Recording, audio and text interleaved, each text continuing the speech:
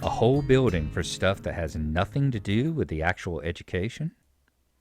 I guess it's necessary for a place like this. I walk in hoping that this really will be only a quick visit like the teacher said. On a white door on the left is a green cross with the text Head Nurse and a nameplate. A voice from the inside responds to my knock almost immediately, but I can't quite make it out. It sounded a bit like an invitation to open the door, so I invite myself further in. The room is not large, and it smells strange. A friendly-looking man turns around on his office chair to face me as I enter.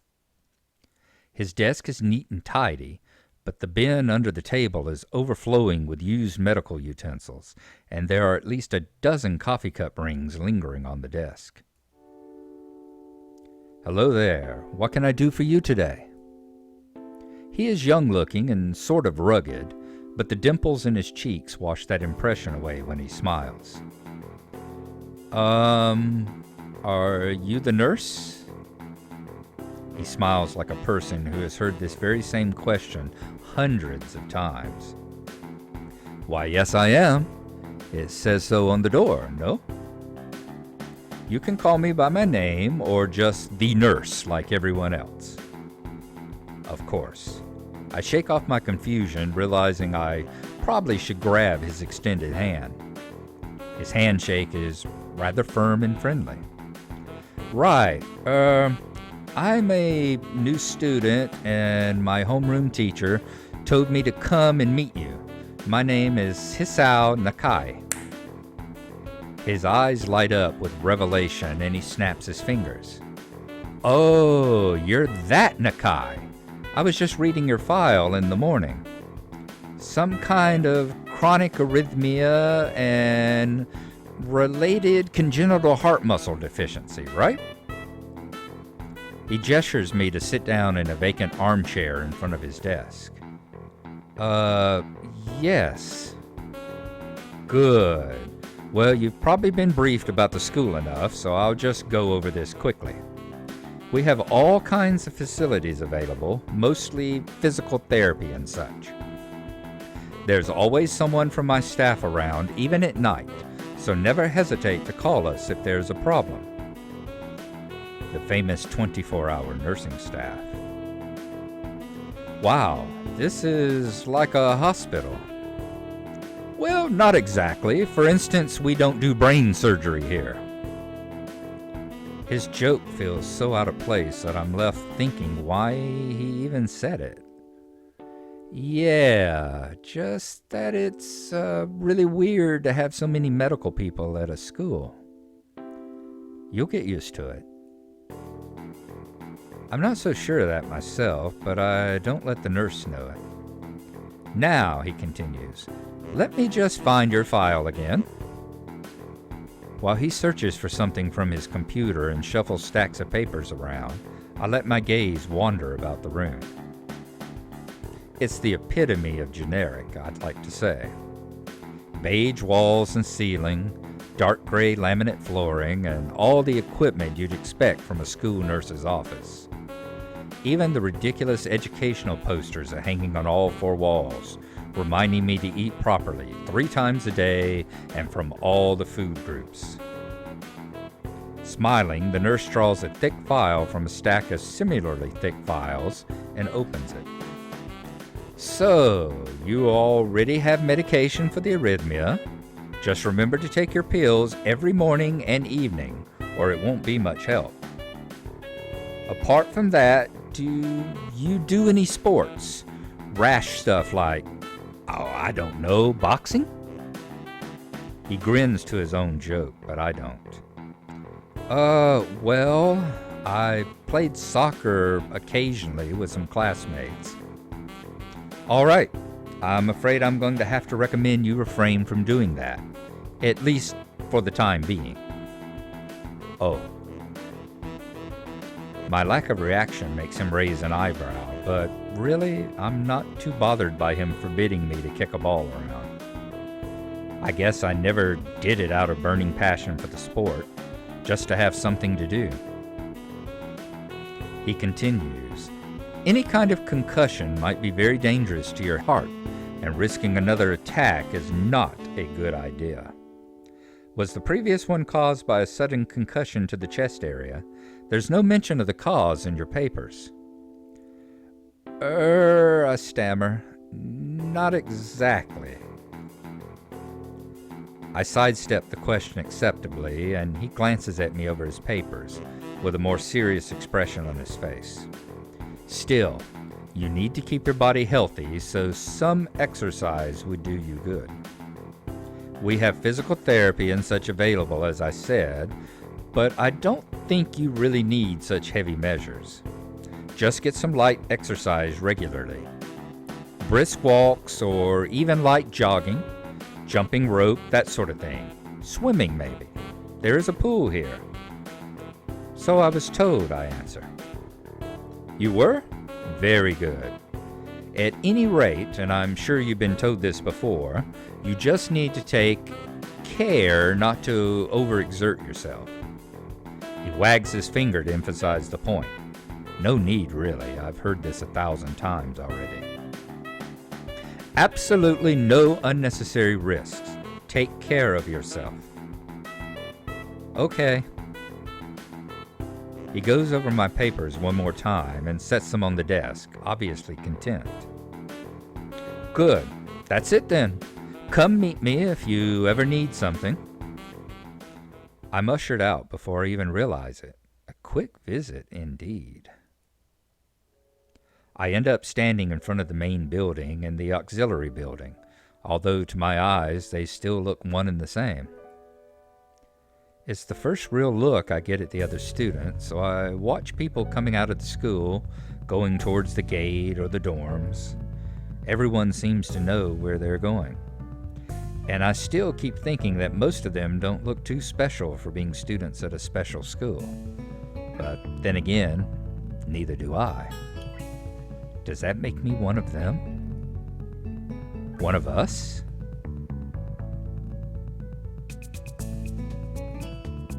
I should go somewhere too to prevent me from getting lost. It's around dinner time, but I feel tired instead of hungry. The weariness in me only grows as I trudge toward the dorm, set a little way apart from the main building complex.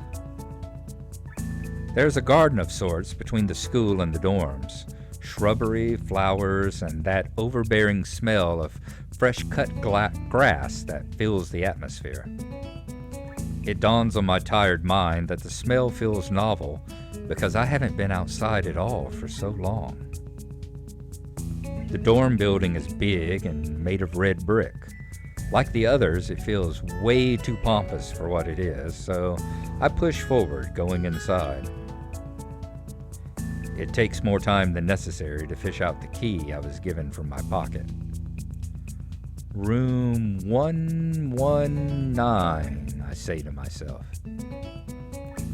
Despite the ornate exterior, the inside of the dorm is fairly new, functional, and boring. Just like in the main building, the halls and doors are wide to accommodate wheelchairs. The same goes for the elevators at the ends of the hallways. I poke my head around the corner of the common room door. Inside, a few students are watching the television. One nods and gives a quick hello before turning back to the TV. Seems that only the girls around here are sociable. I suppose that's perfectly fine with me. I climb the stairs to the upper floor. Here, small corridors branch off from the main hallway. Each of these minor halls seems to have a toilet and shower as well as 4 rooms. About halfway down the hall, I spy room 119. The nameplates on the rooms adjacent to mine are blank. I guess there are just 2 of us here. Light shines from below the door of room 117, so I knock lightly. "Hello," I call. "Is anyone home?" From inside, I hear a few movements, then the clicking of way more locks than I thought these doors had. After a moment, the door squeaks open. A bespectacled boy is standing in the doorway. He is looking at me very intently through his extremely thick eyeglasses. Who is it? Blind? No, at least not completely. Why would he have eyeglasses if he was? He leans closer at me until our noses are almost touching. His breath stinks of garlic. Hisao Nakai, I'm moving into the next room. I thought I should introduce my... His face suddenly brightens in realization, and he stands back upright, thrusting his hand out in a smiling greeting, almost straight into my diaphragm. Oh, sup, dude? The name's Kenji. Ah, hi. I take Kenji's sweaty hand and shake it, still a little rattled by the sudden change of attitude and vehement welcome. There were some suspicious-looking people going in and out of your room earlier. I answer him, it was probably my parents. Your parents? You sure? Because they could have been some other people too. You can't judge a book by its cover. His out-of-place proverb is left hanging between us awkwardly as I try to think of some way to respond. I'd say the chances are high enough, I finally say. He shudders and makes some exaggerated hand gestures. You're a brave man, Hisao. Me? I don't think I could trust the chances. The only one I trust is myself. I think a second. Does that mean I shouldn't get to know you either? He thinks about this for a while. A wise decision. Damn, you're smarter than you look. Probably. What do you look like? I hope not smart. He squints his eyes and leans closer again, but I lean backwards to dodge it. Never mind, it doesn't matter, he says. With that, he turns, fumbles around for a moment in search of the door handle, and shuts the door behind him. I slide the key into the lock of the door marked 119. Bleak beige walls, white linen, a desk made of some type of light wood, ugly curtains. It's no one's room, impersonal like my hospital room was. My bags are sitting at the foot of my bed, looking a lot emptier than they did this morning. The closet is sitting open, stocked with my clothes. Also, it seems there are a number of school uniforms hanging in there as well. A note is pinned to the sleeve of one of the shirts. Hi, Hichan. We've unpacked your things and made your bed. They said if these don't fit, then you should go to the office tomorrow. If you have any problems, you can always call us. Love, Mom and Dad. Well, at least I don't have to worry about unpacking. I kind of hope I would have, then there would be something to do. It's still too early. I put the note down on the desktop and lie down on the bed, feeling drained. Lying there makes me want to read something, but I have nothing with me. I wonder if the hospital conditioned me for wanting to read whenever I have nothing to do. The restless urge just keeps growing until I have to stand up. Maybe it's stress or something. I was pretty nervous about it before coming and for the entire day today, too. I still am, I think. Damn, I have to distract myself somehow so I won't be this unnatural all the time. Tomorrow, I'll go borrow some books from the library. Yeah, I'll do that. But for now... The bottles of medications neatly arranged on my night table catch my eye. I pick one up and shake it just to hear the contents rattle inside, and then read the glued-on pharmacy label. Hisao Nakai, 2 tablets daily to stay alive. It doesn't really say that, but it could just as well. It's kind of twisted having your life depend on chemicals like this. I resent it a little, but what choice do I have? With a sigh, I begin my new daily ritual of taking the right number of pills from each bottle, being careful to check the correct dosage. I lie down again, feeling hollow and uncertain, and after that I keep staring at the blank, unfamiliar ceiling for a long time. It doesn't start looking any more familiar. not even after the darkness falls and long shadows draw across my room like fingers. The sheets feel slightly more comfortable, warm and nest-like against the chill that passes for room temperature here. Soon, the lighter shade of darkness that is the ceiling looks like every ceiling does at night, and it becomes the only thing I recognize anymore. The night beckons me to sleep, and I feel the coldness of unfamiliarity and fear creeping up my spine once more. I keep drifting further away from the world I knew.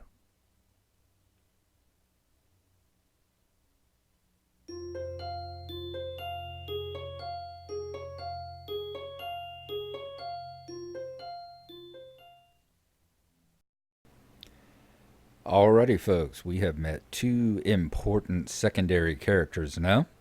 There's the nurse, who, as we go along here, you will find that he is the kind of the crux and the instigator for at least one of the paths that we go down.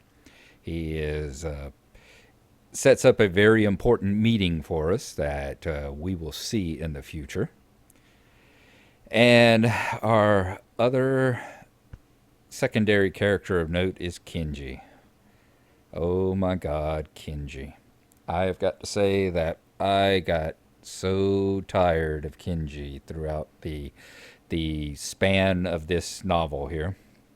I'm very happy I only played each girl once, because I think if I had to do all, what is it, 14 endings? Is that what it is? Yeah, Lily has got good and neutral. All the rest have good, neutral, and bad.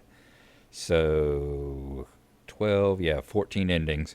If I'd had to play through all 14 times and go through all Kenji's, oh, and then there's Kenji's ending, so 15 times. Oh, I recognize that he serves an important purpose, and he's kind of the comic relief and all that, and being that this was a kind of deconstruction of the visual novel format whenever they put it together. But oh Lord, if he does have kind of a comic relief purpose, but he's comic relief to me in the same way that Scrappy Doo was comic relief in the Scooby shows, and he's comic relief in the same way that Dollar was comic relief in the Richie Rich cartoon, for instance. You know, it was he reminds me very much of that period in the mid to late 80s and early 90s when the various Western American cartoon studios decided they needed a weird, offbeat, crazy character in order to bring comic relief. It's basically Jar Jar existed. Think of Scrappy Doo and Dollar, and I'm sure if I sat here long enough, I could think of other characters like that who existed in the Western cartoons at the time, that they were Jar Jar before Jar Jar existed. The people that put them in there thought they were funny and amusing, and that they would make the cartoon, but all they did was end up being a Scrappy. They ended up just annoying the piss out of you. That's not to say anything bad about this, because he is in there for a reason. He is in there for a reason here. It's just that I think his role in the visual novel here shows a weakness of that particular type of visual novel that has to have this kind of character in it. You know, he is a necessary character at that time and in this particular form of novel. And it just shows why I don't particularly like that character. So, anytime I play in the future, I'm definitely going to hit the skip button and just speed read right on through his stuff. Other than whenever we're doing it here in this Let's Play. So I think that's about all that I have to say about this particular episode this time around. And we will see you. We are still continuing down the common path This is the third one down the common path. No big decisions to make this time. So we will see you next time for the fourth episode along the comic path, where I think we have some more important decisions coming up. So we will see you then.